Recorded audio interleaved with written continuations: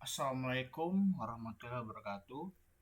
Perkenalkan, nama saya Widit Abidava dari kelas D4 Sistem Kelistrikan 3C.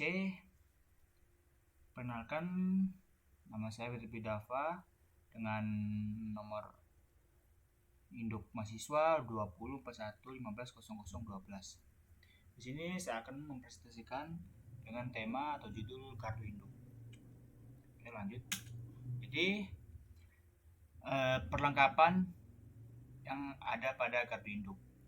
Jadi sebenarnya ya, gardu induk itu sekumpulan peralatan atau instrumen yang berguna untuk memproteksi dan mengontrol sistem kelistrikan sebelum atau sesudahnya untuk didistribusikan ke masyarakat. Jadi perlengkapannya itu yang pertama ada gardu induk, lalu perlengkapannya adalah transformator daya, pemutus, pemisah, busbar atau oscillator, reaktor pembatas arus, reaktor shunt, kapasitor, sistem pertahanan, lightning arrestor, relay pengaman, dan yang terakhir instrumen pengukuran dan lain-lain. Lalu yang pertama yang dijelaskan di sini adalah transformator. Apa itu transformator? Transformator adalah suatu peralatan listrik yang terdiri dari dua atau lebih kumparan atau rangkaian listrik yang dihubungkan oleh suatu rangkaian magnetik dalam upaya mentransfer energi listrik. Dari transformator sendiri ada berbagai tipe berdasarkan frekuensi kerjanya. Yang pertama frekuensi daya itu dari 50 sampai 60 Hz. Lalu frekuensi audio 50 Hz sampai 20 kHz. Frekuensi radio 20 ke atas, trafo pulsa atau pulse transformer. Lalu berdasarkan pendinginnya, yang pertama trafo dengan natural cooling, lalu ada air natural cooling AN, lalu oil immersed natural cooling, lalu ada oil immersed forced oil circulation with natural cooling, lalu artificial cooling, lalu ada oil forced oil circulation with air blast cooling, lalu oil immersed blast cooling, lalu ada air blast cooling, artificial cooling, oil immersed water cooling, immersed forced oil circulation with water cooling OFW. Lalu selanjutnya berdasarkan fungsi kerjanya. Di sini ada transformator tenaga atau daya, transformator distribusi yang biasanya kita temui di saluran distribusi untuk diturunkan sebelum diberikan pada masyarakat secara langsung. Lalu ada transformator pengetesan, testing buat ngetes. Lalu ada transformator instrumen untuk menjalankan instrumen. Lalu ada transformator tegangan, yaitu untuk mentransformator tegangan, voltage. Nah, lalu yang terakhir transformator arus untuk sistem proteksi energi listrik. Ya, ini ada beberapa contoh gambar. Di sini ada trafo daya, trafo arus, trafo distribusi, dan trafo tegangan. Dapat lihat di sini sebenarnya secara prinsip kerja mereka sama aja, cuma lebih ke kegunaannya aja yang berbeda. Mungkin yang beda banget ya dari trafo arus. Mungkin semuanya sama aja ya. Di sini bisa dilihat ada tiga fasa, RST, RST, RST.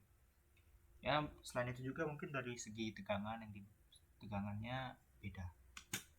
Lalu selanjutnya transformator daya berfungsi mentransmisikan harga arus dan tegangan pada harga daya dan frekuensi tetap sama. Jadi untuk transformator daya arus dan tegangan ditransformasikan, tetapi frekuensinya akan tetap sama, tidak mengalami perubahan sesuai dengan frekuensi yang diterapkan di Indonesia, yaitu 50 Hz. Sini perlengkapan pendukung trafo daya ada relay pengaman, circuit breaker, disconnecting switch, dan arrestor, sistem pentahanan instrumen pengukuran. Lalu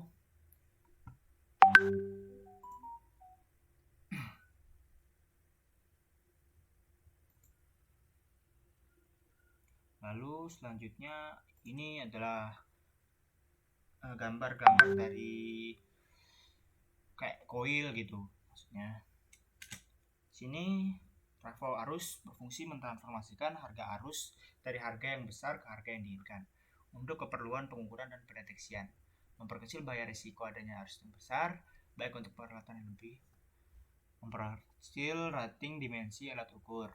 Proses pengukuran dapat dilakukan secara langsung.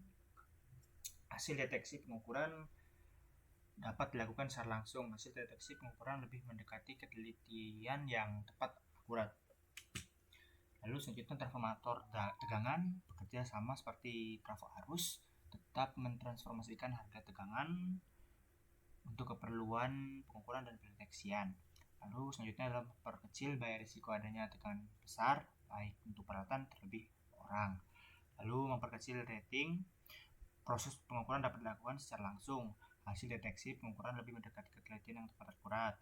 Lalu trafo arus dengan biasanya digabung dalam satu koordinasi kerja, misalnya untuk pengukuran daya sistem pengaman dan sebagainya. Lalu untuk simbol penulisan transformator, 3 simbol belitan primer.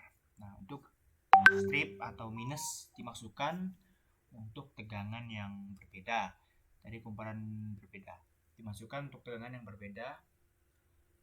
Untuk garing garis miring dimasukkan untuk tegangan yang berbeda dari kumparan yang sama. Lalu ada triple X dengan yang di tengahnya X besar dimasukkan sebagai indikasi hubungan multiple seri. Lalu ada simbol belitan sekunder Y sebagai indikasi kumparan rumah Y dan ground Y sebagai indikasi bahwa salah satu ujung kumparan diketanahkan lewat bodi tangki. Ini adalah contoh penulisan dengan distribusi primer di Indonesia 2,4 strip 20 kV. Nah, seperti ini. Lalu jenis gardu induk berdasarkan level tegangannya. Lalu pertama gardu induk dengan ekstra tinggi, KITET, yang berfungsi untuk kontraplasi yang berhubungan dengan rating tegangan 275 kV. Lalu ada gardu GI dengan tinggi yang berfungsi dari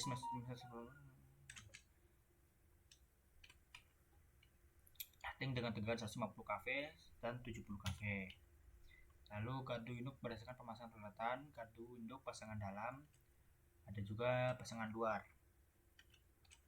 Lalu jenis gardu berdasarkan fungsinya. Fungsinya gardu induk step up. Jenis gardu induk ini berfungsi untuk menaikkan tegangan tinggi. Lalu ada gardu induk step down, ya seperti namanya, untuk menurunkan.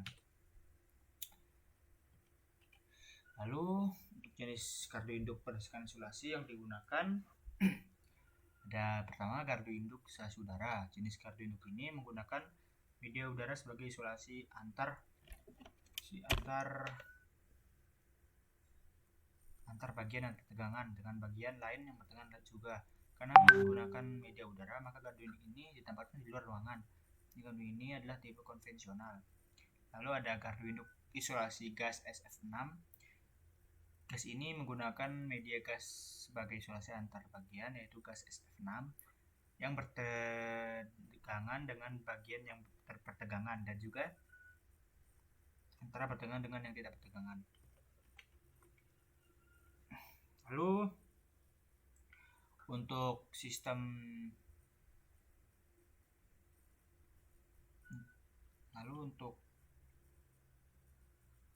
jenisnya juga ada peralatan yang outdoor indoor. Gardu induk pasangan dalam ini indoor. Gardu pemasangan luar adalah outdoor. Gardu induk pasangan luar merupakan jenis gardu yang induk yang komponennya diletakkan atau dipasang di luar ruangan outdoor. Beberapa komponennya terpasang di luar atau luar adalah busbar, isolator. Jadi yang terpasang di luar busbar dan isolator. Baik, sekian dari presentasi saya. Assalamualaikum warahmatullahi wabarakatuh.